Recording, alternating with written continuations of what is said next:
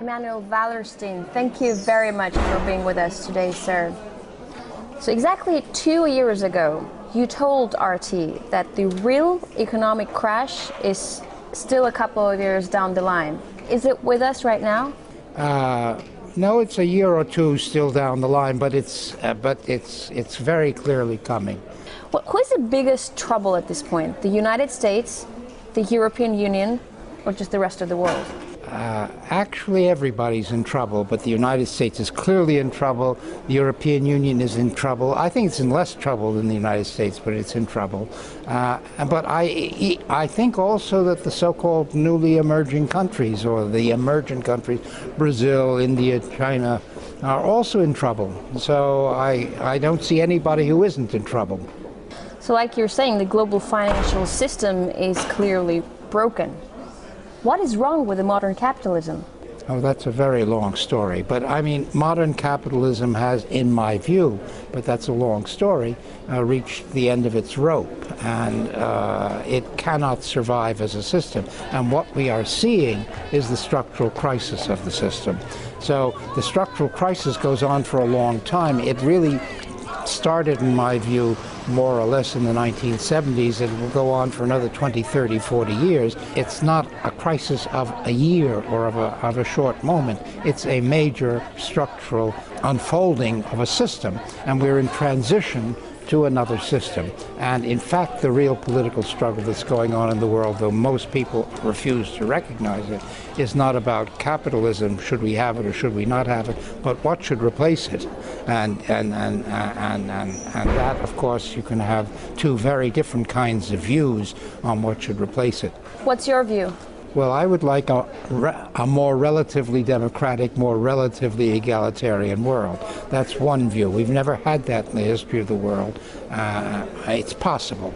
The other view is that you have a very unequal, polarizing, exploitative system. It doesn't have to be capitalism. Capitalism is that.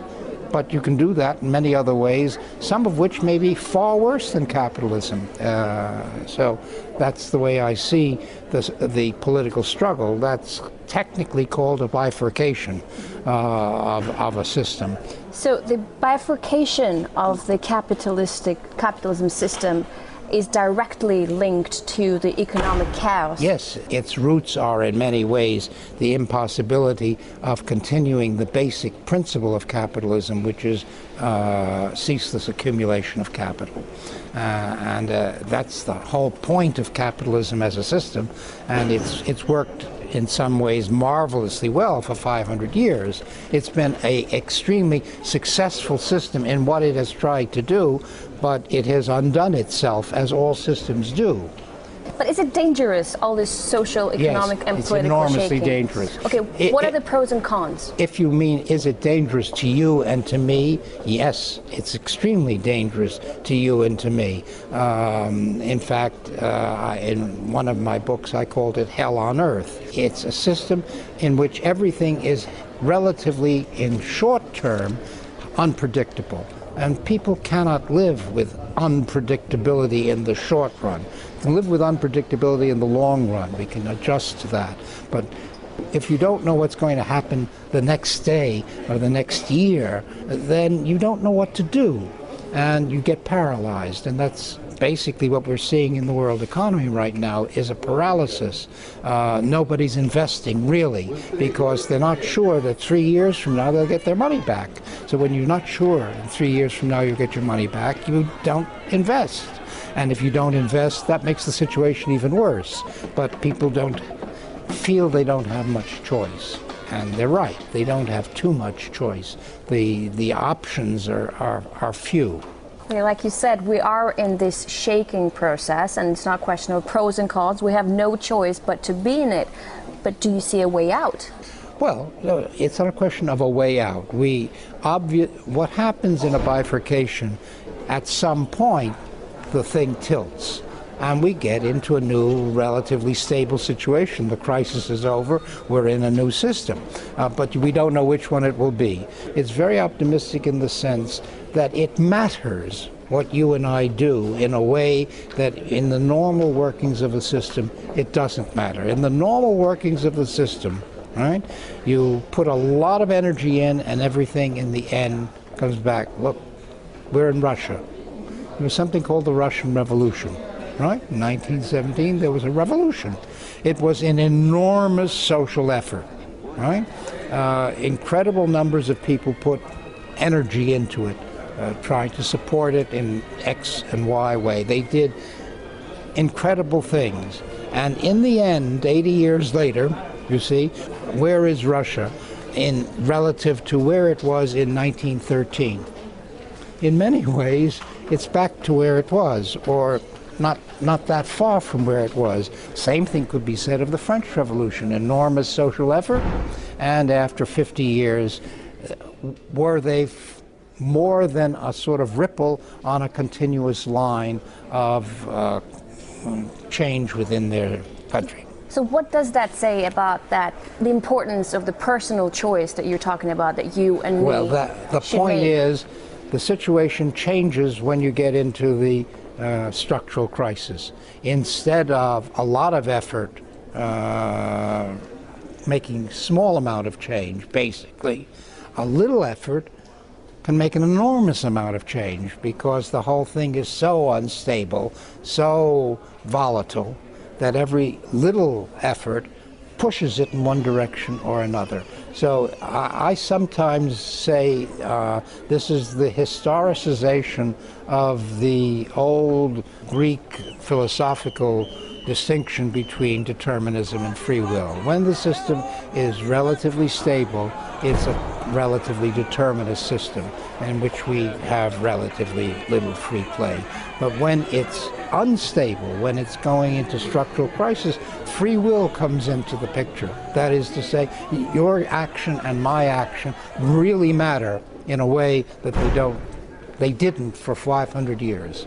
That's my basic point. I know that you've always named Karl Marx as one of your biggest influences. Do you think he is still as relevant in 21st century?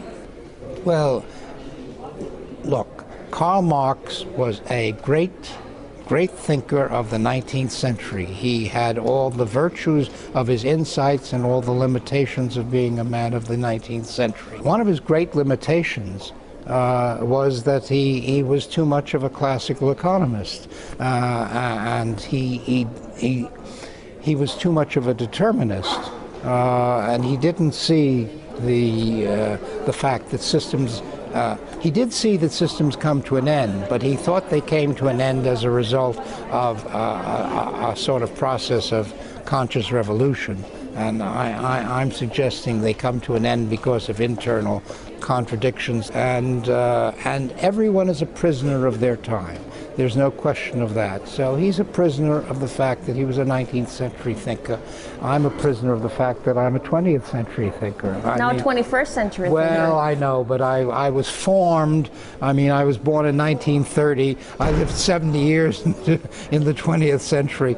I feel that I'm a product of the 20th century, and that probably reveals itself in the limitations of my thought.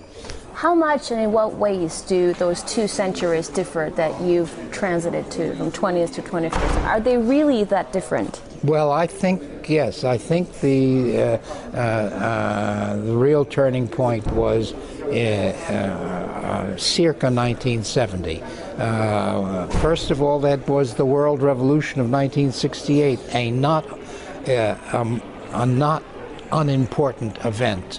In fact, I think the most significant event of the 20th century, more important than the Russian Revolution, more important than the U.S. becoming the hegemonic power in 1945 or thereabouts. 1968 broke the liberal illusion that was governing the world system. It announced, in fact, the bifurcation that we're coming into, and we have been living in the wake of 1968 ever since, everywhere.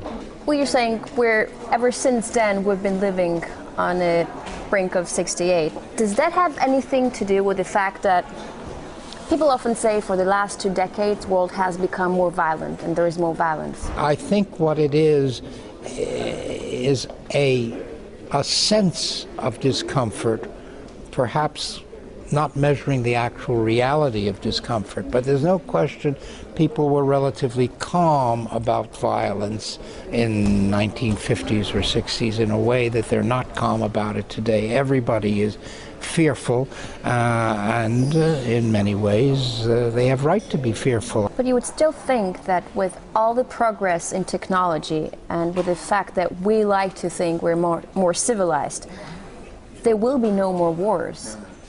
What does it say about human nature?